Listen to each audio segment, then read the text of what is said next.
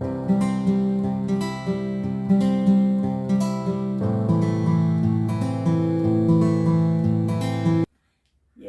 amahoro y'Imana abane namwe, ikaze ku buntu gospel channel. Nitwa Francine, mbahaye ikaze mu kiganiro. Nari maze iminsi ntaboneka, ariko ndashima Imana yongeye kunshoboza kugaruka gutanga ibiganiro kuri iyi channel. Karibu rero, uyu munsi tugiye kuganira ku gusenga. Umutwe w'ijambo uravuga ngo niki wakora niba gusenga ari kimwe mu bintu usigaye uburira umwanya cyangwa se usigaye uburira umwete. Reka tubanze dusome ijambo ry'Imana. Mu by'ukuri ibi biganiro ni ibiganiro bigomba kudufasha gutera intambwe muri uru rugendo rujya mu ijuru. Ni urugendo rwo mu mwuka, ni urugendo rwo mu kwizera. Intambwe zarwo ntizigaragarira amaso, ariko Dawudi yaravuze ngo ijambo ryawe ni itara rimurikira intambwe zanjye kugira ngo ntatsitara. Muri uru rugendo rero dukeneye ijambo ry'Imana. Mujye mudusengera kimwe nuko natwe tubasengera, kugira ngo abantu bumva ibi biganiro Imana ijye bikoresha ibafashe, bibunguruze, buri wese agira icyo yunguka, atari ugutaramira kuri YouTube gusa. Mujye mudusengera rero ngo natwe Imana idushyire ku mutima ibintu by'umumaro, ibintu byabunguruza, ibintu byabibutsa, ibintu byatuma muhagarara neza, twese duhagarare neza mu gakiza. Reka rero dusome ijambo ry'Imana. Tugiye gusoma ibaruwa ya mbere yandikiwe abo muri Tesaloniki, ni umutwe wa 5 umurongo wa 16 kugeza ku murongo wa 18. Mwishime iteka, musenge ubudasiba, mushimire Imana muri byose, kuko ari byo ibashakaho mwebwe abari muri Kristo Yesu. Twakire neza ijambo ry'Imana. Iri jambo riratubwiye ibintu bitatu Imana idushakaho: ngo duhore twishimye, dusenga ubutarambirwa, udatuza, kandi ngo duhore dushima Imana muri Yesu Kristo, kuko ari byo Imana ishaka. Byumvikana ko gusenga ni kimwe mu bintu Imana idusaba ko twakora, ni kimwe mu bintu Imana idutegeka gukora. Rero turi mu isi iri bize, abantu bagenda baba bize, ni rusange, turabisangiye twese. Hakabaho umuntu aba afite ibintu byinshi byiza yifuza gukora, ariko umwanya ukarangira atabikoze byose, bigasaguka, bikazarindira ikindi gihe. Niba rero gusenga ari kimwe mu bintu bisaguka, bigomba kuzarindira ikindi gihe, nk'umukristo, kandi twumvise ko Imana ibidusaba, ntabwo ari ikintu cyiza, ni ikibazo ukwiye gukemura. Kimwe nuko hari igihe wabona umwanya usagutse ari mutoya uhari, ariko kumva umwete rwose biranze, ntubyiyumva mu bibaho. Ariko niki wakora? Hari ibintu byinshi umuntu yakora, hari ibintu byinshi umuntu yagerageza, ariko ikintu cya mbere ukwiriye guheraho ni ukuzirikana buri gihe, guhora uzirikana kandi wibuka impamvu zituma usenga n'akamaro ko gusenga. Nkibivuga gutyo wakumva ari ibintu bisanzwe, ariko usomye ijambo ry'Imana mu isezerano rya kera, uzasanga ko Imana yagiye ibwira Abayisiraheli ngo bibuke nibagera mu gihugu cy'isezerano bakarya imigati y'ingano batahinze, bakanywa n'amata y'inka batoroye, ntibazibagirwe Imana. Imana ibwira Joshua iti, iki gitabo cy'amategeko ya Musa kizaguhora imbere, uzajya ukizirikana, uzajya ubizirikana mu gitondo na nijoro. Hari aho yigeze kujya ibibutsa ibyo yabakoreye mu butayu, irababwira iti ntabwo inkweto zabacikiyeho, nta nubwo imyenda yanyu yabacikiyeho.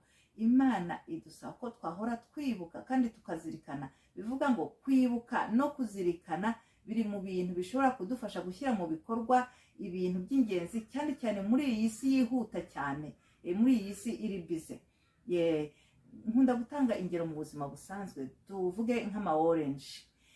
Hariho abantu baba bafite nk'ikibazo cy'uburwayi, reka mvuge gutyo, tuvuge ko ari abantu babiri baturanye, batuye muri quartier imwe. Umwe ahorana ama orange, undi ntajya yagura.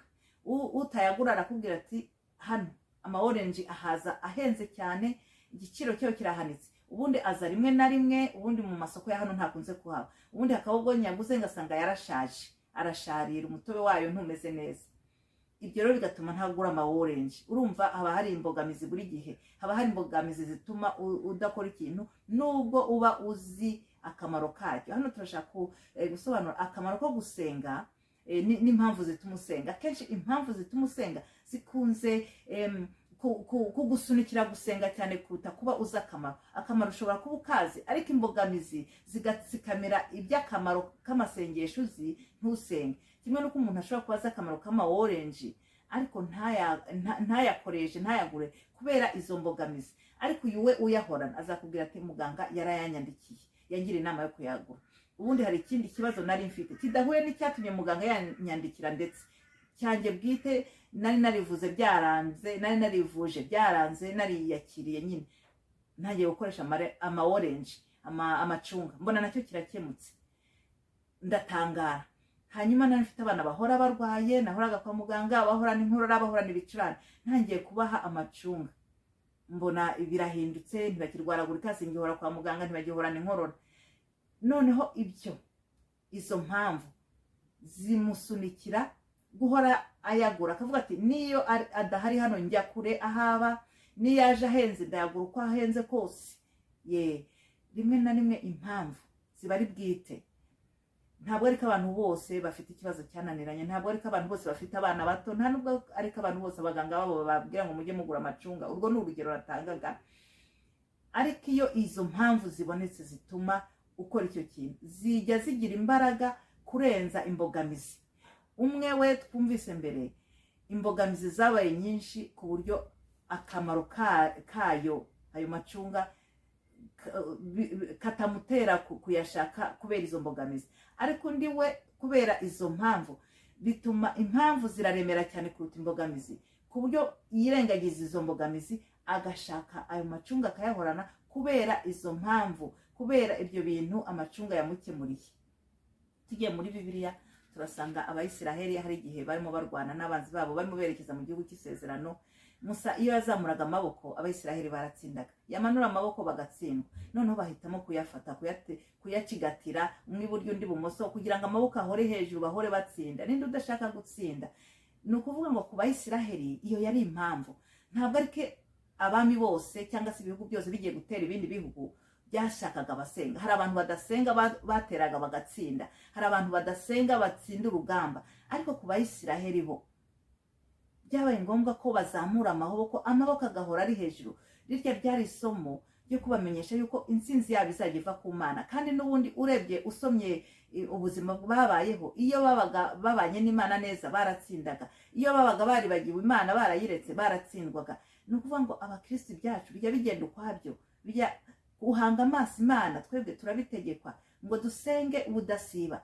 Turibuka Sawuli mu gitabo cy'abami ba mbere batubwira ko yatewe n'imyuka mibi ntiyari agisenga. Dawudi wari umaze gusigwa amavuta yajyaga aza kumucurangira, umuntu w'Imana Dawudi akaza kumucurangira akabona agahenge. Iyo byamufataga bajya gushaka Dawudi ngo amucurangire, yamucurangira akabona agahenge.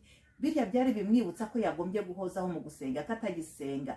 Ariko we ntiyabyibutse. Ariko hano turavuze ngo tujye duhora twibuka kandi tuzirikana. Iyo Sawuli ajya kwibuka akanabizirikana, nawe rero gutangira gusenga, cyangwa se ntiyere kujya gushaka kwica Dawudi kandi ari uri kumucurangira akagira agahenge. Ariko ntago yabyibutse, nta nubwo yabizirikanye. Birya byari bimwibutsa ko nawe yagombye gusenga, ko ukumererwa neza kwe agukesha Imana. Yabonaga agahenge ariko Dawudi amucurangiye.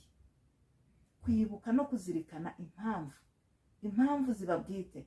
Nkanjye mu buzima bwanjye kera nkunda kugira ibintu byo kurota inzozi mbi, ngira n'abandi barabigira. Kwa kundi urara wirukanka, mara ukabona baguciye ukuboko, ukabona ibintu bikwirukankana, ibisimba, uvuze induru, ukabona uraho, ukabona uri hariya. Ariko ntangiye kugira ibihe byo gusenga, icyo kibazo cyarakemutse. Kireka iyo naguye, nk'iyo nagize ibibazo byo kuba bize, amasengesho akagabanuka, icyo kibazo kiragaruka. Icyo kibazo kiragaruka. Hari ibintu byinshi amasengesho yankoreye yamfashije na nuba mfasha, ariko icyo nacyo ni kimwe mu bintu nishimiye, kuko ubundi iyo uraye urota ibintu nk'ibyo ubyuka unaniwe. Ubundi icyo si ikirere cy'abakristo. Kurara urota ibintu bipfuye bidafite amaso ntabwo ari ikirere cy'abakristo, ni ikimenyetso ko umuntu aba araye mu ruhande rutari rwiza. Gusenga, kugira ibihe byo gusenga byakemuye icyo kibazo. Sindota, ndaryama ngasinzira, cyangwa se n'abandi bose nkarota ibintu bizima. Siko abantu bose bafite icyo kibazo. Ni ukuvuga ngo icyo cyabaye bwite kuri jyewe. Ni igiki kintu bwite amasengesho yagufashije. Sawuli kugira ngo abone agahenge yabikeshaga amasengesho. Abayisiraheli kugira ngo batsinde babikeshaga amasengesho. Ni igiki ukesha amasengesho? Ni ukuvuga ngo impamvu bwite z'umuntu zijya zimusunikira gusenga, zijya zimusunikira kwegera Imana. Ni ukuvuga ngo izo mpamvu rero ntubukwiriye kuzibagirwa, ukwiriye guhora uzizirikana. nk'uko abayisiraheli bari bakwiye guhora bazirikana ko gutsinda kwabo bagukesha Imana, nk'uko uwo muntu nawe twatanzeho urugero yitwararikaga amawurenje ntiyibagirwe ntabibure n'umwanya kubera ibyo yamufashije. Ni ibiki gusenga bigufasha? Rero impamvu zo gusenga ni kimwe mu bintu bidusunikira mu gusenga. Yego, twandikire muri komenti utuganirize ni igiki amasengesho yaragukoreye ku buryo udashobora kubura umwanya wo gusenga uko byagenda kose. Tuganirize. Mu gice cya kabiri tuzibanda ku kamaro ko gusenga. Imana y'amahoro ikomeze kubana namwe. Shalom.